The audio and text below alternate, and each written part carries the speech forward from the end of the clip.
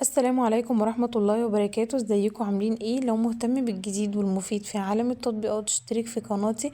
في قناتنا بندور كل يوم على الجديد في عالم التطبيقات واللي بيوفر وقت ومجهود عليك. مش محتاج تتعب نفسك، كفاية تشترك وتفعل الجرس عشان يوصلك شرح لأحدث التطبيقات المحلية والعالمية لتغيير استخدامك لتليفونك. تطبيق النهاردة يا جماعة اللي هنتكلم عنه هو هولا بروزر. التطبيق ده يا جماعة عمليات التنزيل بتاعته هي أكتر من 100 مليون عملية تنزيل. سعة التخزين بتاعته هي 32 ميجا بايت، واخد تقييم 4.1 تقييم.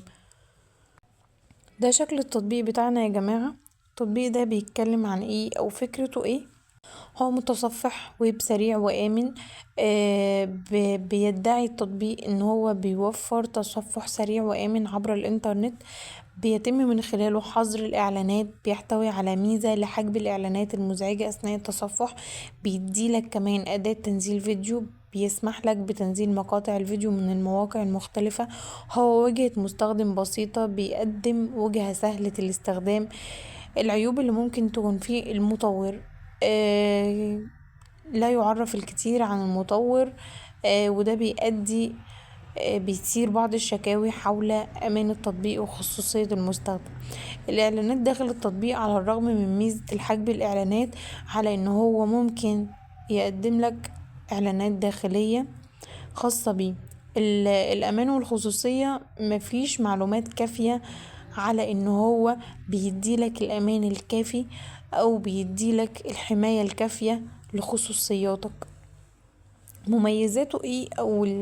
هو بيتم التعديد من المتصفحات الأخرى، بيقدم لك نفس المزايا أو مزايا إضافية بسيطة.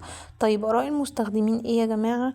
التطبيق واخد تقييم 4.3، وده بيشير لأنه هو له شعبية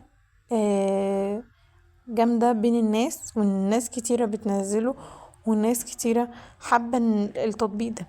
بس كمان يا جماعة في بعض اللي هي العيوب بتاعته، بان هو ما بيتوفرش في بعض البلاد، وهو كمان مش متوفر في بلدنا مصر، فدي من عيوب التطبيق. كمان يا جماعة ان هو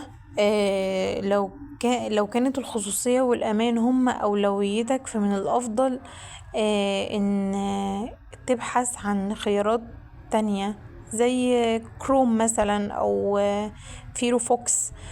دي كلها بدايل ليه.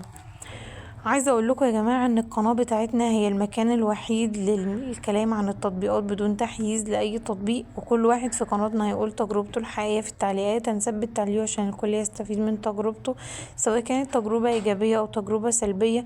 هنستنى تعليقكم لان تعليقكم هيفيد غيركم. مع السلامة.